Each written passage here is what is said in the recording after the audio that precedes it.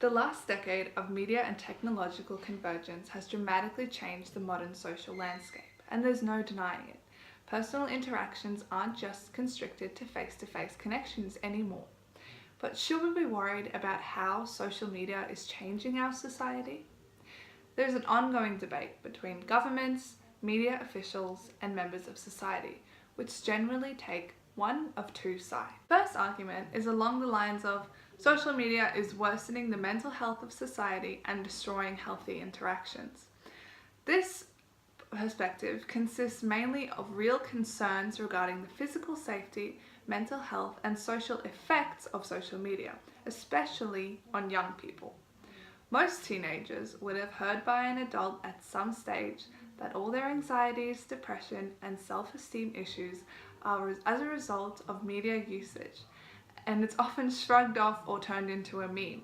But tangible evidence exists that this theory could be correct. An article by Jessica Brown for BBC outlines a few key pieces of research that could prove this theory. For example, a survey by the PEW Research Centre identified seeing other people's stress on Twitter as a real source of stress for women.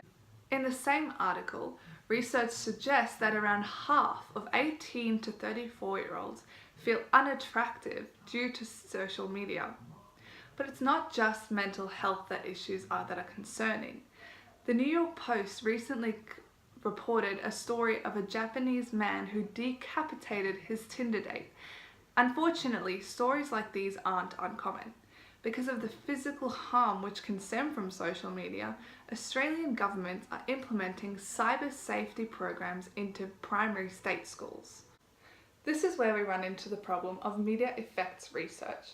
Studies which use the media effects model are often scrutinised for misleading the public. David Gauntlet specifically outlined faults such as solving problems backwards by starting with the issue and finding a link to media, using conservative ideologies, being based on misapplied theories, and many more. Although the flaws in the theory defaming social media are not necessarily an accurate depiction of all of society, they are very likely fueling the moral panic over health and social media concerns. After all, each of the 5 criteria outlined by Good for moral panic are met. These 5 criteria include the heightened concern over the younger generation's use of social media, hostility towards the social media and its users, a wide consensus by society and governments that inappropriate social media use is of concern, disproportionate research over the topic, and lastly, the volatile nature of the issue. Criminologist Scott Bond suggested that moral panic is a channel which benefits governments and corporations by stimulating fear through distorted mass media campaigns. Therefore, it is possible that the stereotype social media is bad for society is just a myth. In fact, research suggests it is. The opposing side of the argument indicates that social media is simply a more efficient way of communicating and is a healthy and constructive way to express human emotions. One of the best examples of this is outlined by Aberdeen in The Conversation. He outlines a study of how helpful social media communities are for medical patients and how support groups in real communities are formed through connections such as Facebook pages. A key theme in this article suggests that social media can be good for society if it is used correctly.